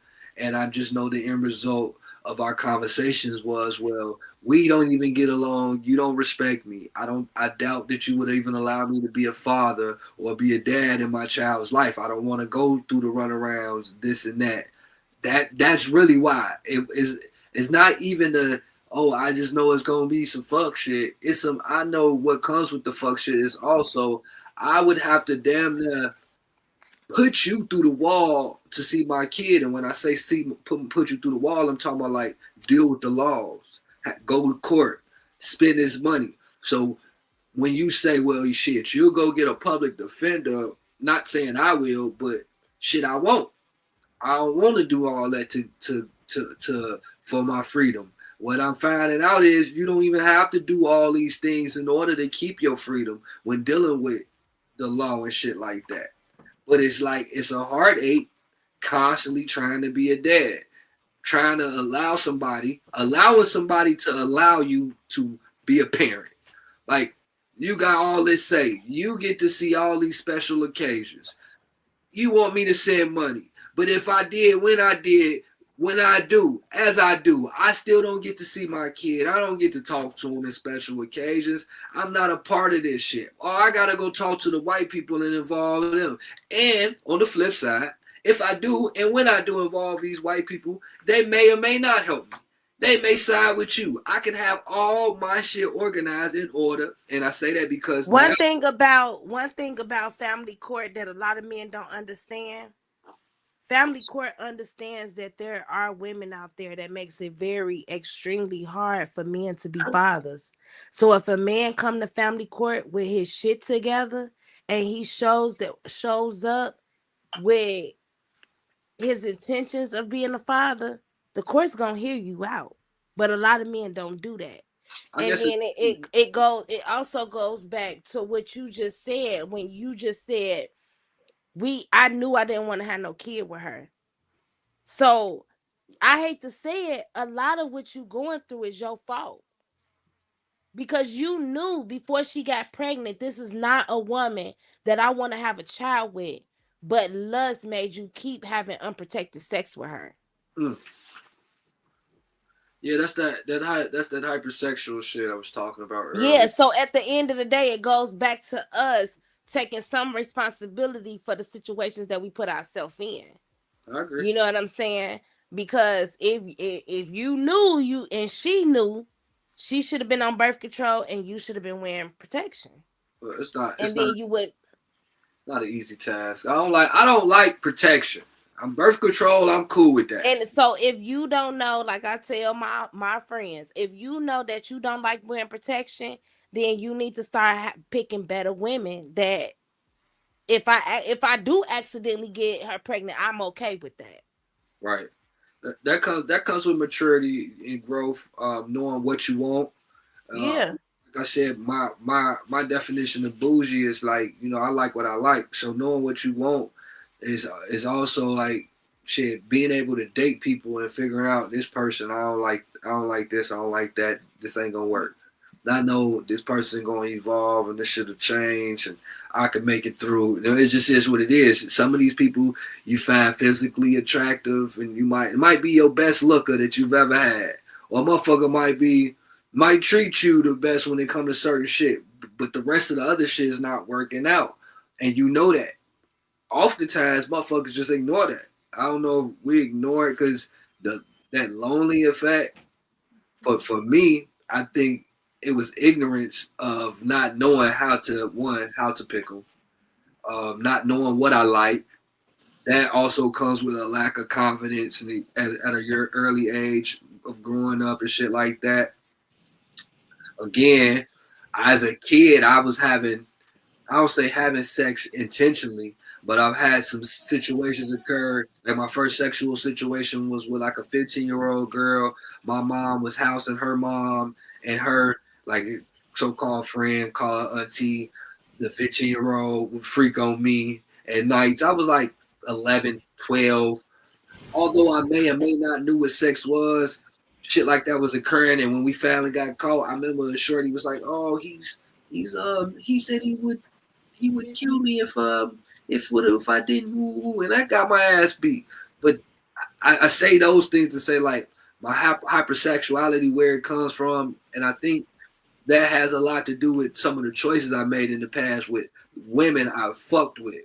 Most definitely. A lot of men that are hypersexual men were men that were molested when they was kids. And they didn't look at it as being molested because like that wasn't a thing. You know what I'm saying? For a woman, that wasn't a term that people use when older women was, touching on boys and doing things to boys, and like it wasn't a thing for them to say, "Oh, she molested me." You know what I'm saying?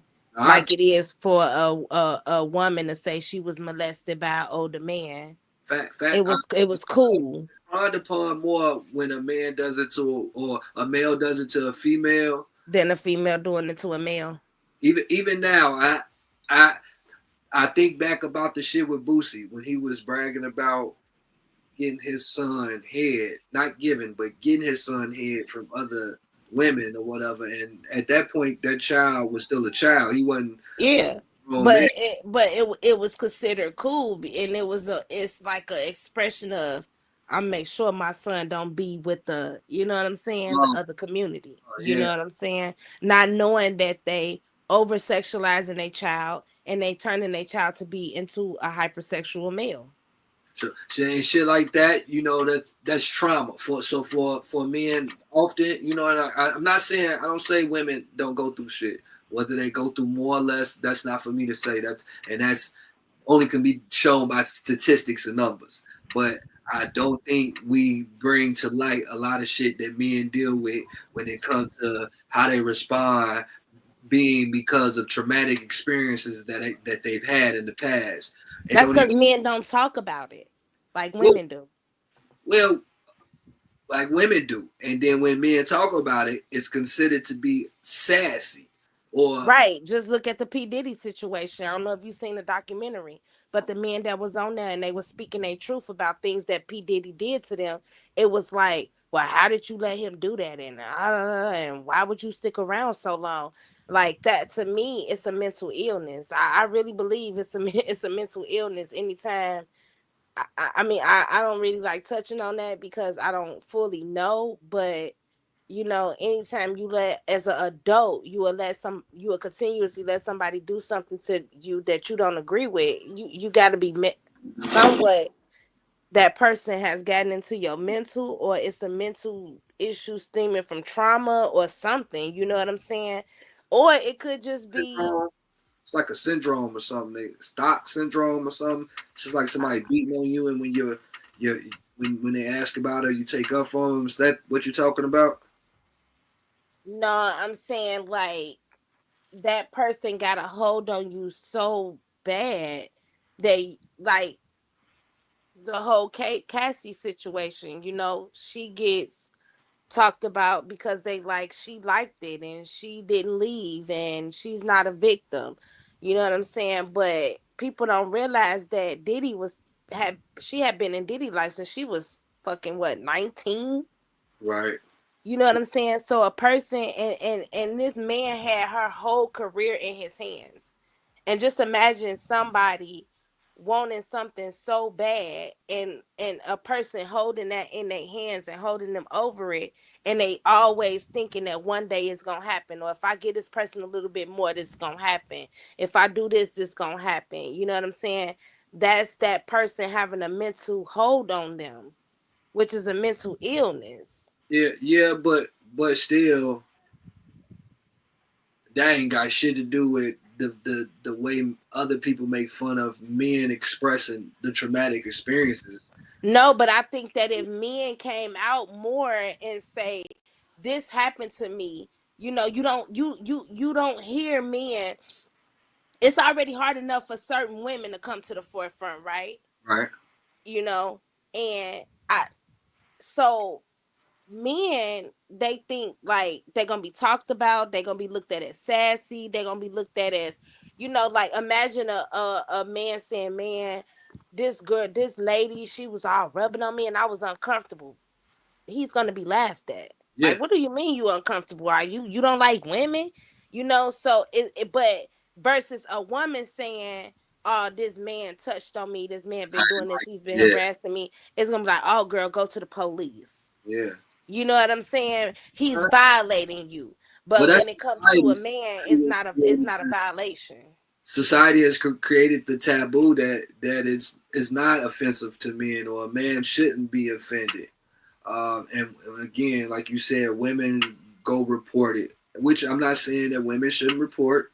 I want y'all safe, but I want everybody to be not only just safe, but that mental health is very, very serious, and it Right. But because of social media, more and more pervs are being exposed. You know what I'm saying? Like never before. Like people you never really even thought of doing some weird stuff. They being exposed. And it's because of social media.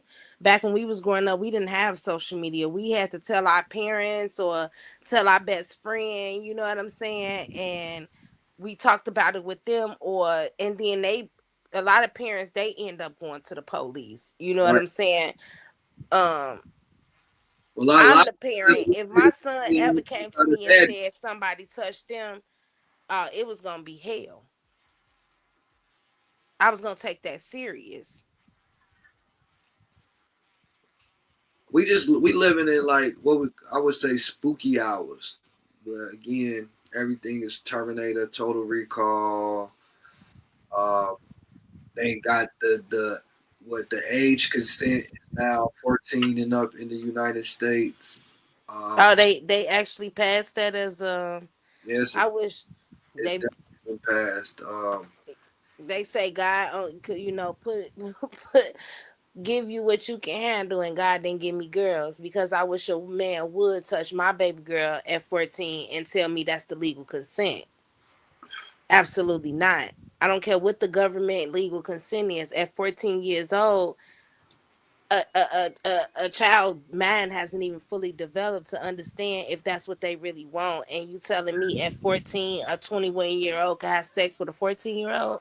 it did, Absolutely not. did a, her mind, did a body like Her body nothing is developed at that point, develop exactly. So like and it's sickening. Not just pedophilia, but even the murder and mayhem from the YNs, and well, ain't just the YNs, but they generation. Whether we go from pedophilia and older men preying on younger women, or the fact that you got these young people out here, they really just don't care about life in general. They don't care about killing you, your grandmother. If God was here, and I mean this in the most respectful way, but shit, they had smoke with him. If they had smoke, they'd have smoke with him.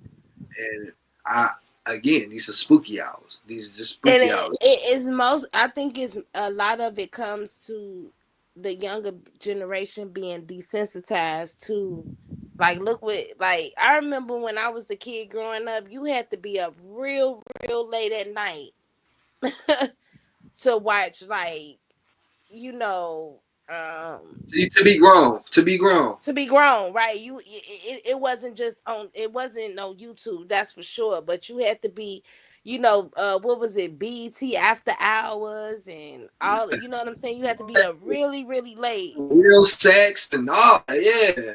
Now But you can, nowadays it's just, like look at the cartoons that comes out. Look at the movies that's like they just descent like look at what you see just scrolling down Facebook. you ain't got to Like tell me. I be. yeah, it's mind boggling. So these kids they see that, you know what I'm saying, especially if they in the household who don't control their devices. I was just gonna say, is it society's fault, or is it inside the house? It definitely falls back on the parent for sure, for So then, sure. basically, again, it just comes back to more laziness. I mean, of course, it's strategy by the. I wouldn't know. I wouldn't say laziness because you have parents that have to work. You have parents that they already got the world on their shoulders, and they doing the best that they can as a single parent, and they can't. A lot of these kids, a lot of people, kids don't even have devices at home. They seeing this through their friends' devices on their way to the bus stop, on their way home from school, and during activity, like after school activities and stuff. You do have kids like that as well. You know what I'm saying? So it's just I feel like if more parents did control what their kids watched and know what they they got going on their devices, it would cut out a lot of it. Because if you just think about kids born in third world countries that see war and all of that all the time, every day they wake up, they're gonna be desensitized to it after a while. Same thing over here. They being desensitized because it's the norm to see it down the timeline. Well, it's not just the norm. I know we said that it starts with the inside house, but again, society has strategized a way to do this, to visibly put this shit in our children's face and in our faces. They want us programmed to believe this is the way we should be living, whether it's right or wrong. I feel like they're programming us. They're showing us how they want us to live. They want us to be savages. They want us to be on finessing time, running up the check, the bag. They want everything to be about money and finances. They don't want it to be about love. It's more about lust. yes, you have a group of people that push the motive or the MO of let's love on each other, let's be more about community. But overall, the majority rules, and when you're seeing people watch, even for myself, it's hard. I'm pushing. I'm pushing. I ain't making no excuses. But it could be something as simple as just trying to stay eating healthy or keeping my mental healthy. It's so many other things that's here to distract you. It's here to make you lose focus and go back to your old ways. And once you do, it's so much harder to revert back to the new ways in order to be the best version of yourself. Again, you got these, I don't want to be like higher ups, Illuminati, but I honestly think it's that. The angels and shit like that, because why else wouldn't it be perfection out here? Why else wouldn't we be able to live a perfect? Let me ask you a question. Do you think the Illuminati controls your TV? No, they control Do you what's think allowed to come on the TV. so do you think that the Illuminati or whatever the greater powers may be control your cellular device? Yes. So why would you give it? So why would you give it to a child? Shit. Well, I wouldn't personally give it to a child until they were maybe like 13 or 14, maybe even 12. It's just in order to get in contact with them. But I know people who do. So I'm guessing those people feel like it's okay to give a child a device simply because they need to get in contact with them. No matter the reason why this child has this device or what they're using it for. But I wouldn't do it. Right. So if you are a person who somewhat thinks that anybody else is controlling what your child sees and hears and pick up on, why wouldn't you have a better control of your household, of what they see and what they are accessible to? Because it's kids that's under the age of 6 that all they do is be on an iPad or iPhone all day. Right. You know what I'm saying? A lot of kids won't know even how to use those devices if it's not forced upon them. A lot of parents give these kids these devices so they can go on and do what they need to do. So the devices is raising the children. But it's done purposely. It's all strategic. Because I was thinking of different reasons why parents do that. But even sensible reasons like, hey, I gotta work. I might have to take my child with me, right? You have some parents that are very intentional with how they deal with their children. So if they got them on them iPads, they've got parental, shit where they can only watch this and that. But then there is a fact. Look it up. They have shit where parents are putting in certain things for their kids to watch, and they call themselves screening these things in hopes that this is not the wrong shit for their children to watch. And in return, they're not noticing that it's certain shit that's actually going on in these videos that they use to like program kids. Right. A lot of times a kid could be watching a YouTube video and the first 2-3 minutes of the YouTube video is strictly kid content. But once you get into the 4th and 5th minute, that's when it turns into cursing or whatever else into the video, because they know the average parent only have about 2 to 3 minutes average to review what their children are watching before they go off and do what they need to do. That's why I say higher ups and shit like that. It's all about programming. But you also have the parents that don't allow their kids to have no devices whatsoever in their household. So that's why I say it just sometimes it's just that that's a slippery. I want to say yeah. I mean, you do look at the one guy, I don't know his name, got all of the tattoos on his face, and you see his children, they know how to break a gun down blindfolded. They know how to put it back together. Is it Derek Grace, if I'm not mistaken? Yeah. Yep. Yep. At one point, I'll be honest, I felt the way about that. The more and more I started because it was a lack of maturity and understanding how the real world really works and not the mainstream. You better believe it. Because when it comes to third world countries, what you think they teach them children over there? And When it again, comes to other races over here, what you think they teach? They kids be in whole competitions. look, that's what I'm saying. It's the programming. It's a purpose done purposely. They're programming us, our kids, well, intentions. They ain't got me, but they want us to be goofball Jamals in Tokyo, all the Asian, communities or whatever cities. The fuckers, they is learning, they is teaching them their techniques, even when they exercising. They teaching them martial art techniques, when technology and all that. Here, they want us to be dumb. They want us to be hypersexual. They want us to be drug users. They want me to be like super messy on this motherfucker and not be intentional with the things that I'm saying on the information that I'm giving. I can't help but wanna motherfucking deliver great messages, but at the same time, it's so much fuck shit and pollution. I'm not even talking about environmental pollution as far as what's going in the air. I'm talking about the frequencies, the music, the shit that the way. Oh, he's being sassy. Look at him. He's speaking about his ex. Look at him. He's making a big fuss about why we're supporting the pedophile. Like, I think that's why I say I think it's all on what you do as a person and the things that kids pick up on. Like, now that I'm a grandma, my kids are grown. I a lot of situations that my kids went through, it made me mature as a mother and as an adult, because I'm like, I should have did this different. I should have did that different. You know what I'm saying? So it helped me prepare for certain situations that's coming up with my grandkids. But Granny.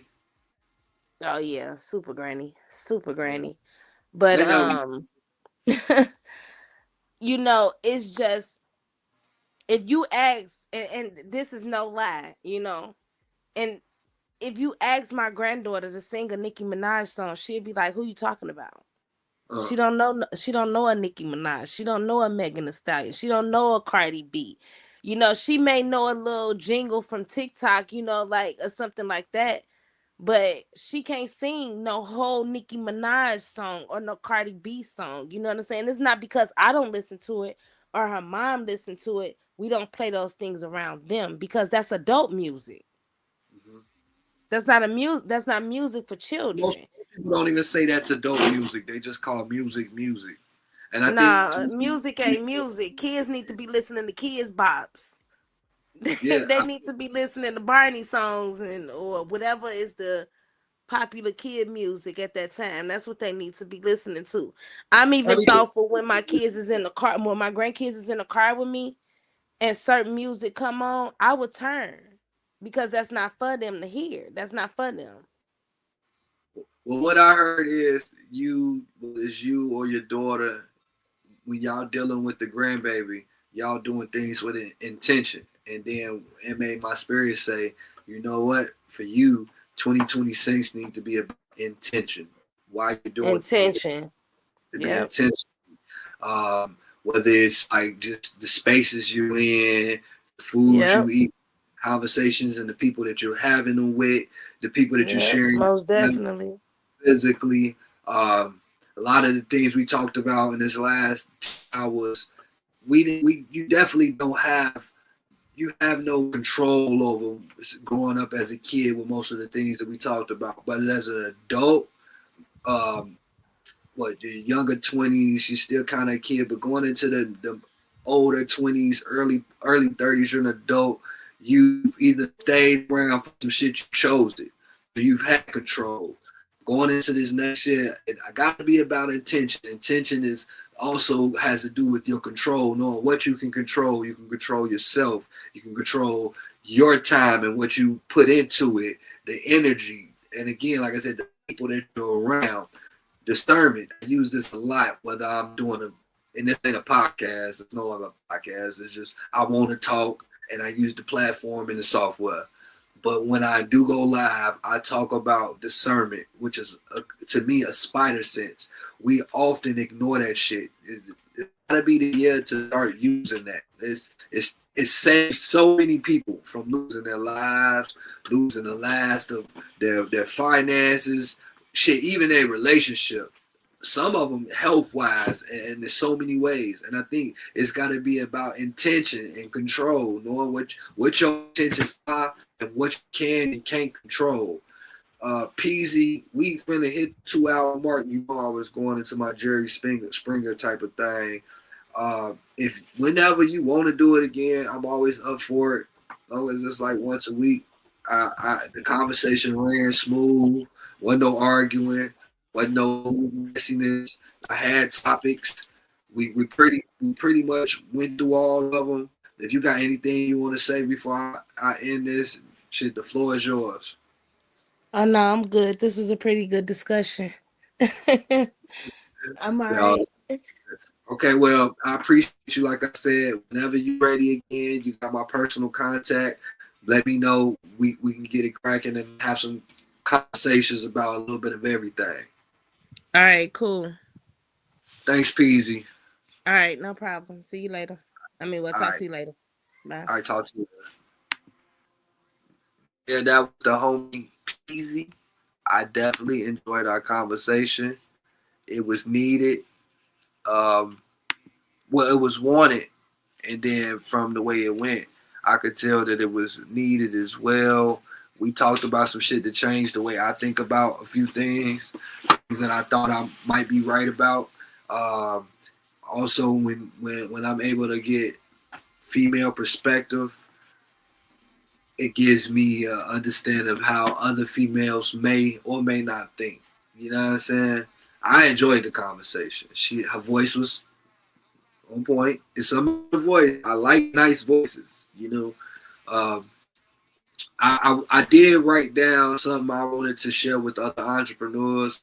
I feel like it's a theory of mine that you guys can do what you want with, but it may like give you some clarity with some shit. But I will say this: like most people that support you and show love to you will like 99.9% of the time be strangers. And they don't even necessarily need to support you. Like they don't necessarily need the product that you're pushing on them, but they want to. For whatever the reason, they want to, right? And it's appreciated. If it ain't, it should be. But the people that come around, jump in your DM, you vending at events, and they go that 50 cent, 50 question type shit, giving you the run around, asking you this about this product and that, want to know why it's priced at this, and then at the end they don't buy from you. Them motherfuckers need your product. Let me tell you why. Somebody putting that much energy and initiative into asking question after question about the product and then eventually not buying. I'm not buying that you don't need the product. You just don't want the product. You know, whether it's because the product is just too expensive for you, or you don't want to pay my price because I am who I am and I'm not Michael Kors or some of that. You know what I'm saying? It's true. Some may not agree with me, but I've been, at least for this last 365 days, I've been a full-time independent entrepreneur, working at the least one day a week in the public, selling product, and I'm just visually watching. And the only thing I can say is, you know what? It's not that they don't need the product, just don't want to purchase it for this price from me, man. And I'm not complaining. I'm explaining because I'm doing very well. I am thriving. I went so far from surviving to thriving, but at the same time, I'm recognizing this as an entrepreneur. So if you're going through it and you're like, man, my friends, my family not supporting me, it's not necessarily because they don't need to. They don't want to. Now, sometimes they want to and they just can't. They flat out can't afford to support you by purchasing your shit. But motherfuckers think at all. Oh, the only way you support somebody is by buying. No, you ain't got to always buy the product. You could do something as simple as sharing, commenting. You can even reach out and give words of encouragement. Words spelled W-E-R-D-S. Words everyone really don't say. Because not everybody gonna pick up their phone and give you a holler like, hey man, my pocket's light as fuck over here. But I've been seeing what you've been doing, bro. I see the motherfucking content you creating. I see the clothes that you putting together. That shit fly as fuck, man. I'm over here wearing Walmart specials. But if I could, I would definitely be in your inbox DM purchasing your shit. And not all on, like I said, Michael Kors, Ralph Lauren, and this and that and the third. Give them grace. Those type of people, give them grace. Go hard for yourself. There's no need to, and this is self-talk right now. As I'm ending my little live, it ain't a podcast, it's unscripted, it's just live. I'm self-talking right now. Go hard on yourself. No longer go hard on the motherfuckers who would rather wear Ralph Lauren or would rather wear Gucci and Louis, and they don't want to support your designer brand. They just don't know no better, bro. You're wasting energy. You gotta go hard and dig in and get to it. Cause see, other people, them 5, 10, 20 people that purchased your shit last month, you should have got their contact info after they purchased it. What you should have did, you should have added them to your fan list or your email list on your website. If you don't got a website, you should be creating one. And every time you sold some product, you should have got their info and you should stay in contact. Not as far as texting every day, like, hey, can I make you a hood and nothing, but sending them a special reminder, hey, you get this percentage off. And again, this is self-talk as an entrepreneur, but it doesn't happen unless I talk, you feel me? But it's certain strategies that you can do in order to better your chances of winning.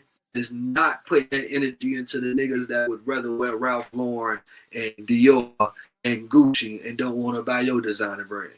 You've had enough people purchase your shit to know that your shit jiggy and you on point. You had enough people take pictures or see your shit out the blue and just go crazy. It's time to move with intention. It's time to know the things that you can control and control. Yes, everything's spiritual. All other shit is physical. You know that, but you also know you only have so much power in the spiritual world and so much power in the physical world. Again, self-talk. I'm talking more to myself than I'm talking to y'all. Y'all just happen to be involved because I'm doing it publicly. But you know it means something. I say this with love and hopes of sharing light to anybody that's going through dark times. I just went through a few dark times. Who know, possibly future I will have more dark times. I be needing light too. If you want to be on the panel, you like the shit I was talking about, you got some topics that we could bring up and discuss. We only do an hour to 2 hours. I suggest you hit my DM. I'm not paying nobody. I'm not looking to get paid. My platform is just this. It's an open platform where we can discuss shit respectfully. I'm not looking to get no clout, no shit like that. I'm finna get off of here. It was fun. I enjoyed it. The conversation with the homie Peasy went very well. I hope that I can get her on here again.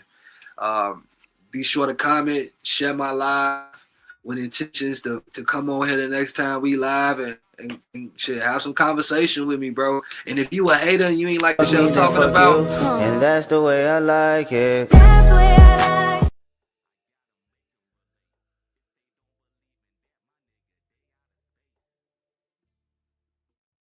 my mic was off, but I didn't even play this tonight. I've been very subtle. I think I was calm, still passionate about my delivery and the things we were talking about.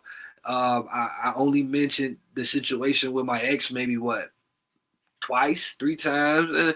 And again, I was very subtle about my delivery. I would leave y'all with this message because Peasy, this is what she said earlier. She said, it's not that you're wrong when delivering these messages, but your delivery is wrong. And I agree.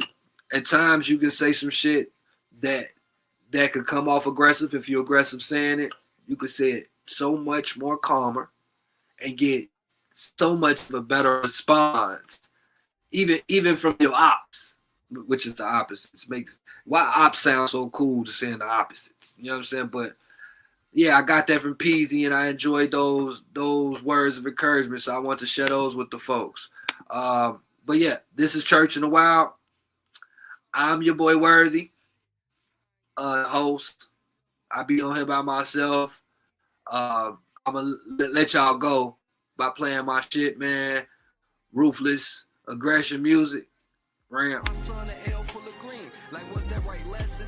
You gave him a beat. Run this back though. He wasn't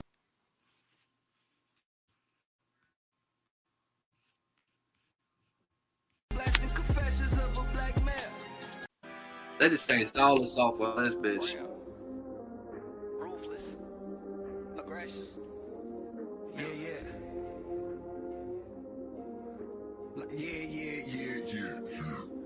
I create waves from a cesspool. Hot boy lifestyle, but still I dress cool. Make my next move be my best move, like a chess move. Jumping like checkers, cause where I'm from, you get killed quick. The slump don't stretch. I chase my dreams, knowing they'll become my reality. My life's a ghetto tragedy. Mom's like she should have been, could have been, but instead she end up having it. No wonder why she mad at me, smacking me. Trying to beat my dad out of me. No lie, sometimes I won't die, but I'm scared to kill myself. So I talk to God like life is hard, shit help me heal myself. Traumatized cause of a past shit, just try and get past shit. Taking dumps while hitting blunts and dumping these ashes. Echoes of my last bit saying I'm passive aggressive. Thinking to myself like damn it, what my passion to be so aggressive. Pass my son an L full of green, like what's that right lesson? You gave him a beat, big one. He wasn't the right blessing, confessions of a black man. Thriving to make it. You can feel it in my spirit, you know it's real, I can't fake it. I push the shit to the limit, till my engine start shaking. Forever grateful and thankful, every minute I wake up. Sometimes I feel like the nigga in the winter, but I gotta go and get him, and I put him in the middle, but he really don't believe it, and I hit him with the minimum. He looking for the little minute, try to go to push a spin, nigga don't let this way. I'm the type of rapper that I really wanna kill today. Those with the dope days, looking out both ways, fucking with the OJs, dodging that cocaine. I'm hot like Old Bay. What you talking about? It only get better. If you rap around me, you better rap around the chiller. Overtime money, and you know they getting jealous. My flow so fly like plane propellers. Really to the game, and I wouldn't wanna live. Spitting this shit, cause I'm on another level. I went through hell just to go to fight the devil. No liquor in my cup, and I'm drinking Modelo. Purple Ninja Turtle, you can call me down and tell her both stab in this bitch like a temporary hello. Lemonade on my neck like it's in a real yellow. Shut the fuck up. I think I want more. Understanding that the love is war. If you die, you gotta die by the sword. If you ride, then you gotta ride for the sport. If you vibe, then you gotta vibe a little more. Wait, I got so much on my plate to think I hate an ass phony wanna step to my face, then create. I gotta make them relate. If they don't believe in that, my nigga, they out of space. Yeah, that's all I got. Hold up. Matter of fact, I'm gonna take this out.